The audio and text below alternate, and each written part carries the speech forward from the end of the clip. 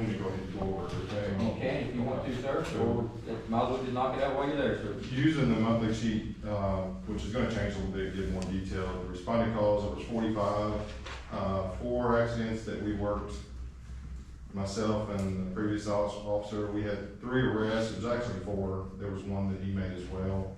6 citations totally that were issued. 1 domestic call, 1 reported theft. It was actually 3, I found 2 more after these numbers. Traffic stops, there was 10. Those would have been included in those citations. There was also something that had not been done here before, was there was 28 extra patrols done through the city parks, the new development, South Park, and so forth. Those are your numbers for March. Anybody have any questions for Mr. Jackson for department report for the month of March? Okay. There was 1 in-house, correct? There was, yes. I forgot to put that on. It was actually 2. 2. Yeah. 1 was done while I was also reading. Yeah, welcome to the city. Go on, Mr. Jackson. So a couple other things. So just an update on as far as body armor grants. I've done all the grant writing. My previous department, we have been awarded 2 different body armor grants from the state of Kentucky and the Attorney General's office. One is for soft plate armors. We have 4 of those that are approved, and we also, the total right at $12,000, no cost to the city. We also just got approved for a total of 5 officers. The second round of the Attorney General's hard plate grant program, which is roughly $40,000. That'll come with shields, exterior plates, a little heavier body armor in case there was an active shooting or something in the county. Again, that's no cost to the city. They set aside $15 million. My last understanding, it was close to $8 million left, so they're now going ahead and giving that out. I'll go ahead and skip down to the most important thing I want to discuss was body cams. And that is something that I think, my understanding, there's no department in the county that uses them. I've talked to the Sheriff's Department in Brandenburg. I think they're considering those. I'll explain to you why it's important to me. I wore them in my departments, but these items, and you guys can pass them around, they can look at them. Those are 3 different items I took off juveniles here in the last 3 weeks. The city of Muldraugh, all under the age of 15. The one handgun is a replica. They painted the end orange. One is a stun gun and one is an 8-inch fixed blade. 3 different individuals, 3 different juveniles, all had those on their person. The one call was actually 2 juveniles walking through Main Street pointing at houses. Obviously it could have went really bad for an officer at night.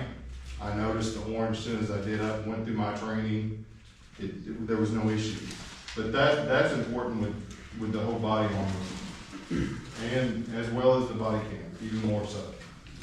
If there would have been a critical incident and there would have been a shooting, it would have been hard for KSP to come in and do their job if they couldn't see exactly what happened. They would have went off the victim's parents, the victim, which likely would not be here, and then my statement. Body worn camera is a necessity to do this job. It protects the officer, it protects the liability of the city, and it protects the person that we're dealing with.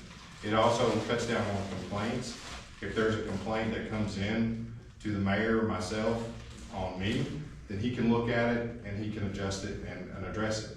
If there's one that comes in on an officer, you can adjust it and you can handle it, you can take care of it. So I have worked with Exxon once before and I got a grant approved. You guys can pass this around. So there's an estimate in there for 4 body worn cameras, which I'm hoping to have 3 officers myself. 2 are in the hiring process, in the testing phase, in the background part. I think additionally we discussed hiring another one down the road. The cost for 4 Exxon body cameras, I got them from roughly $30,000 down to $18,000. There's no interest. It's $300 a month. I've already obtained, it looks like about $2,500 in donations going towards that, but I should get a commitment in the next 2 weeks. If you do it annually, it's $3,600 every year. Also, I've applied for 2 body worn camera and considered. I think the first time there's a critical incident or there's an issue with an officer that's being accused of something, it's going to be a lot easier to be able to look at that footage as well as gonna save some liability if we get sued. So it's something that's, I think we need to have. I think it's the new age. Those cameras are the best that you can get. They can't be edited by the officer, they can't be manipulated by the officer, and they're stored in Axon through their iCloud. I got a question for you. On these cameras, how do they turn on? Are they automatic? They will, well, the department I first wore them at, it was option. You get out of the car and I still do it. I still tap my chest, turn it on. These will not work that way. They will go on when the lights go on. They will be automatic. They record a minute prior and to the end of the call. At the first time that it's audited and they've not been activated, that officer will be written up. The second time, there's grounds for termination. That's written in the policy. It's not optional. It doesn't matter if it's a call for medicine. That camera's gonna be on. It's gonna go on when they go into the jail. It's gonna be on when they're working. When they're in the restroom and they're not on call, it's gonna be on. But when they're taking a call, dealing with the public in the city or even backing up another agency, it's going to be on. The policy is written almost identical to KSP's. And that is, most of our policies have been adjusted to that. So there's no, you can't just turn it off, you don't want it on. It's not gonna work. So you said when the lights go on, so what if you were So- trying to go call and, You're gonna have to turn it on manually. It's Bluetooth and there's a bunch of different software in the way it sets up. I wore it and I knew our rules. It was pretty stringent, but it was based off KSP's policy. So they'll be very similar to that. They use Motorola. They do wear them on their hip. We will wear ours on our hip. Studies show that being worn on the hip, if you have to pull your taser, it shows the full spectrum of view. It doesn't show where the officer's head's moving to, but there's an additional PowerPoint that they just started using and started rolling out, that I priced it out today, that goes on your collar, that actually moves where our head moves. Because if we're looking here and the camera's looking straight ahead, it's there. So that, again, that's getting more in the administration in-service I had last week. That's something new that all the departments are adding to it. It's very cheap to do, but it's saving a lot of money as far as liability goes. That they can be, if we vote on it, we vote to go ahead and move forward with that cost. Like I said, I think the grants I can get, as well as an additional donation and another saving, I've already pretty much got this year taken care of for the first payment. And I'll go into that here in just a second, but I think it's something we need. I don't think it's really an option, in my opinion, or in my training. I think it will pay for themselves very quickly. So at the present time, when I first come in here, I talked to the previous chief, Mr. Cadell, and I bought some cheaper version body cams to get them through where they could have something they would report on. And the officer did wear those. Those weren't the same status as these are here, because at the time we could not afford that. We were looking at some other stuff. So Chief Jackson here has found this other avenue. I think it is something that is it's something that needs to take place. It's a CYA type deal for the officer. It protects you both ways. It also protects the public in a way that if complaints come in on that side, then it protects the public also. So yes. Yeah, the cameras, it can't be Edited. It can be edited. Axon cannot. They're the largest body-worn camera manufacturer in the world, and their technology is state-of-the-art. You said Axon? Axon. Axon? Yeah. The other issue that I ran into is when I did an audit, and I don't want to come in and just try to throw things around and change stuff like that. Doing this job administratively is pretty easy when it comes to just following the rules and obeying the law, was the firearm issue. So there's some Glocks back there that the police department own that are about 14 years old. They're outdated. They're Gen 1 .40 caliber Glocks. They're in really bad shape. I wouldn't carry one myself. The next issue you had was that the SIG handguns that they had back there were newer, but in somewhat poor condition. There are a few things in there you guys can look at. So the SIGs, they just got sued a few years ago. There was an $11 million lawsuit that was awarded to an officer that accidentally discharged. the 320s and the 365s. There's now been another 14 lawsuits that were filed in 2024 by both public and legal officers. Those handguns need to be reworked. They need to be sold and got out of here. They're extremely unreliable. I got a friend of mine, as well as a guy that I bought firearms from the past. He works with Kentucky Gun Co. as well as Master Ponds. He shopped around and got us a bid for the firearms we have back there and the rifles. The rifles are outdated as well too. He got a bid with the transfer of $4,000. That's $500 more than I could get trading these in at Kentucky Gun Co. To replace them is only half of that, because obviously firearms just went down. The rifles, hopefully they'll never get used, but we can replace them for a little over $1,000. The Glocks that I chose to go with, that's a pretty standard Gen 5, 17 9mm. It's what KSP uses and what several departments that I work for used as well.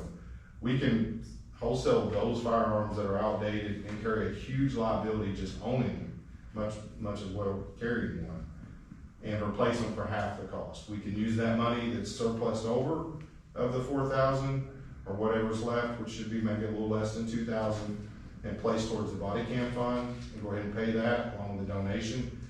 We would still come out ahead, I believe, there. I've also applied for another firearms grant through KSP. It's an annual grant. I expect that to be approved later this year.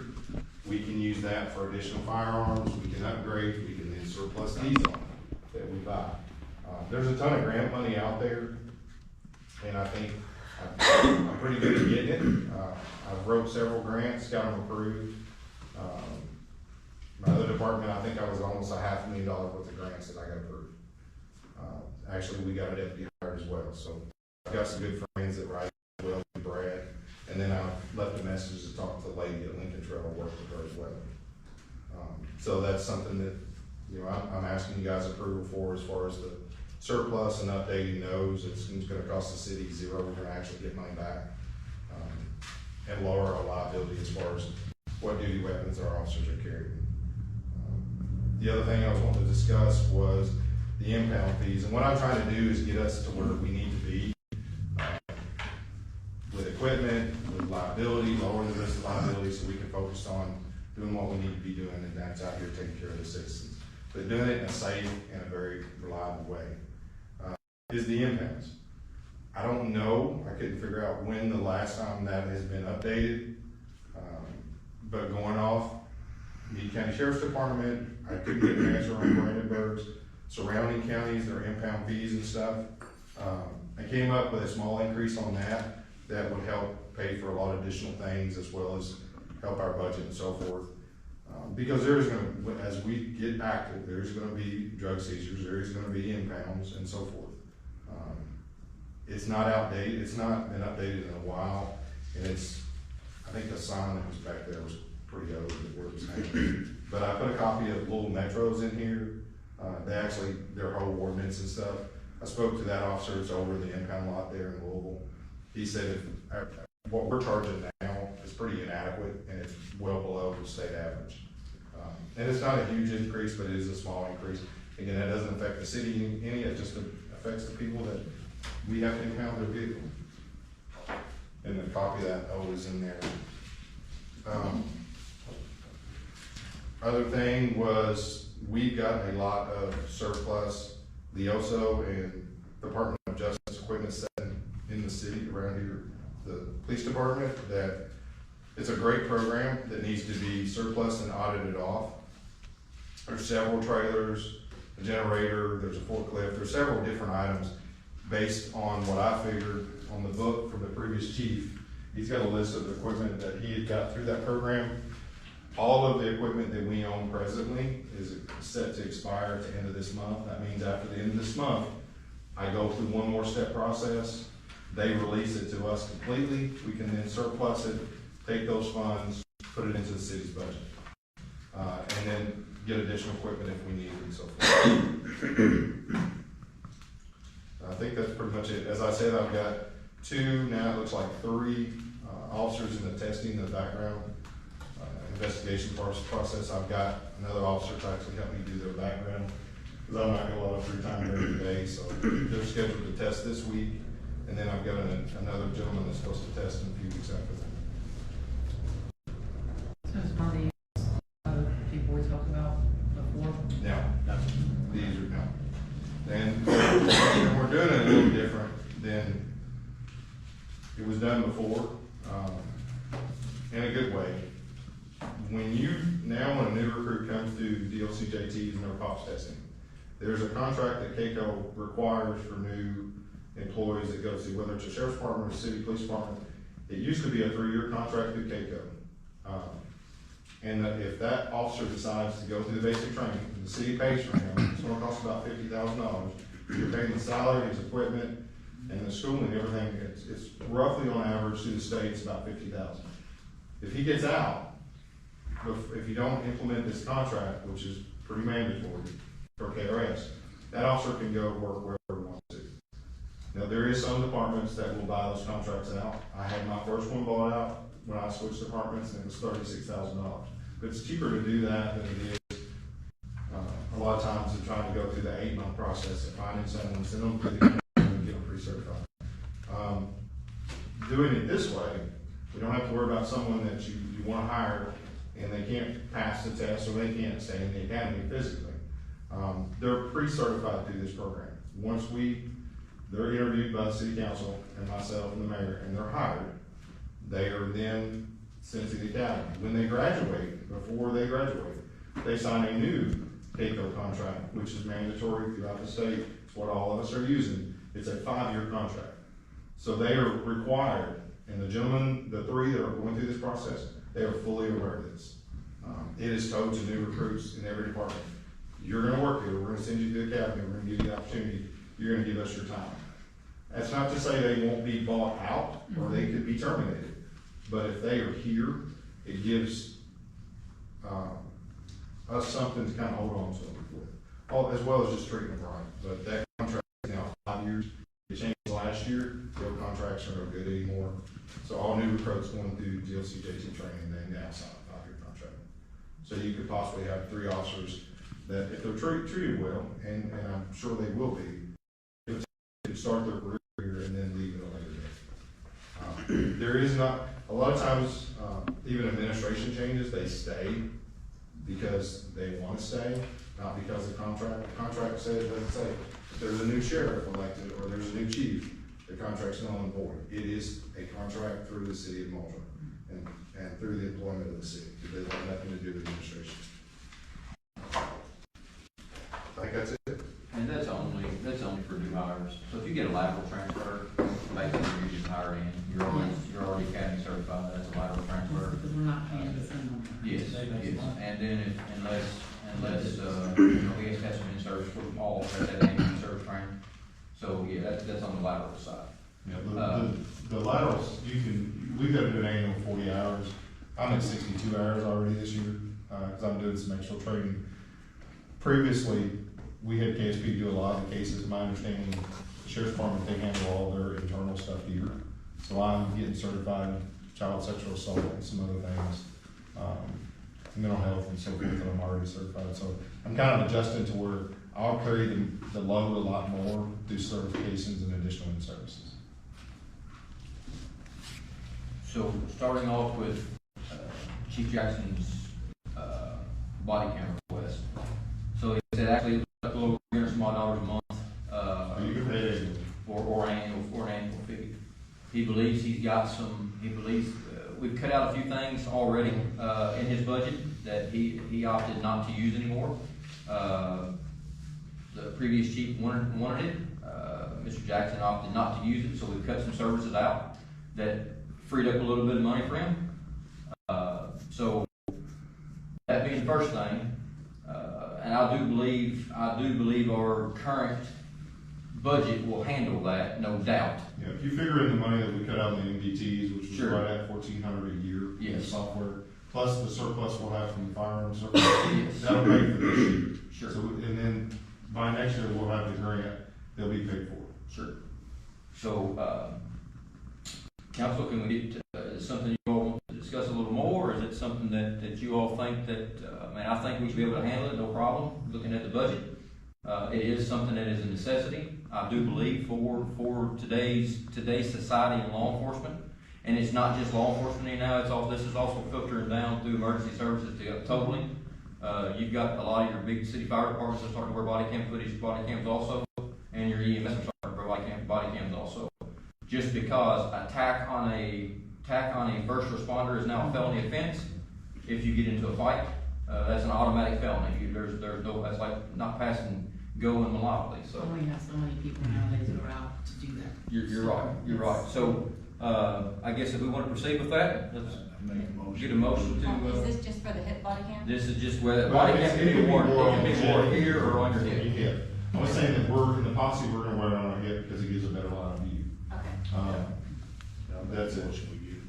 So we've got a motion by Mr. Kelly to proceed with the purchase of body cams. Got a second by Ms. Hodge. Roll call vote, Mr. Noon. Aye. Mr. Kelly. Yes. Ms. Liken. Yes. Mr. Scott. Yes. Ms. Hodge. Yes. Motion carries.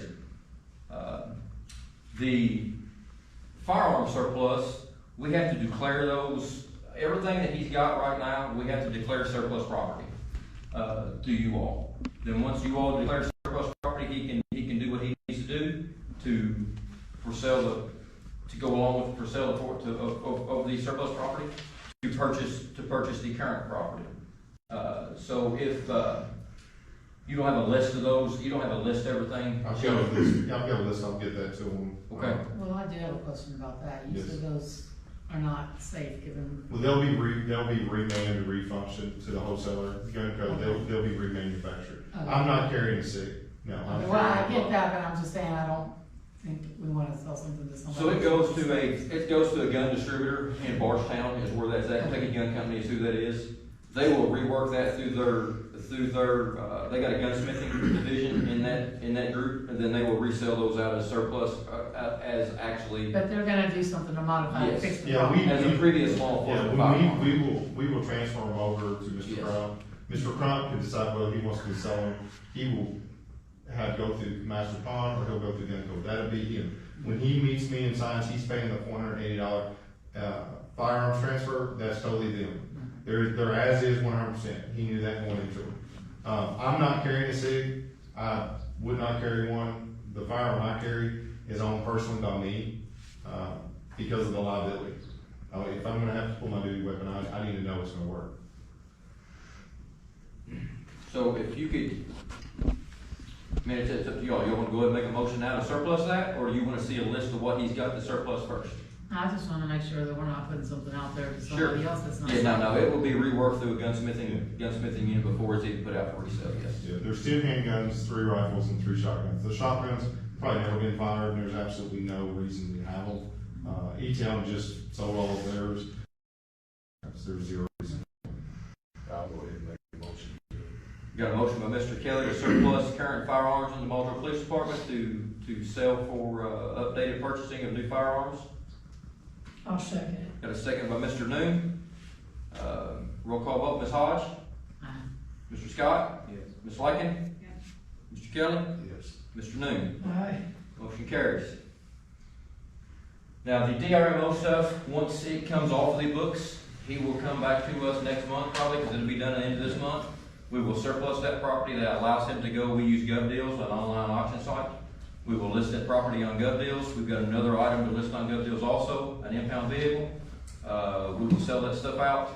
And then, of course, that money goes back into the PD fund for the operational expenses. So that's as soon as it comes off his books, his audit.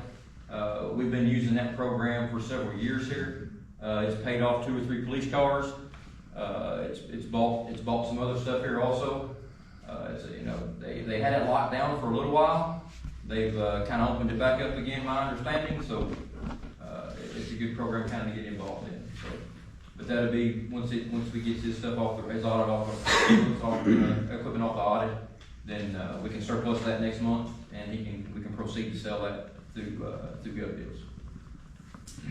Anybody got any questions for Chief Jackson? Sir, thank you. One other thing on his department, if you all noticed out back, the striping has been removed from them other two cars with the light bars on. Mr. Jackson went and had all them vehicles detailed. A couple of them are in pretty bad shape. Need to be cleaned up real good, so he had all those taken care of. They've been cleaned up. And he's gonna present you all with a striping package, a couple 3 different options to look at, probably next month or so. Yeah, I'm gonna try to get some of the city's opinion on it as well too. I'd like them to be involved with the citizens here. It's nothing gonna be fancy, it's gonna be very inexpensive. All 3 of those vehicles were, like you said, pretty bad shape. So they've been cleaned up, they've all been serviced, they're all in a lot better shape. One of them's got a fender that needs to be fixed. I've actually got a gentleman, I think he's gonna donate his service and his parts to replace that for free, hopefully. It gives me a few weeks to get some things out there to see what everybody wants and get you guys' opinion. So if you're bringing it for y'all look at and kind of go from there on some striping. It won't be too distant future, something to think about in this budget cycle. A couple of them has got some high mileage on, one of them sure got some higher mileage on it, and what we have learned from the past, if you can keep those things under 7 miles, resale value is a whole lot better on the internet market than trying to let them run up in the mid hundreds. And that's what that's what Mr. New kind of started when he got in here, to kind of rotate the fleet out where you didn't have something sitting with 175,000 miles on it. You kept it at a comfortable mileage, and then things went, resale value went a whole lot better. So that's something to kind of think about here real soon when we start doing some budget talks, to look about rotating out some of his fleet on some of his older stuff. So, okay.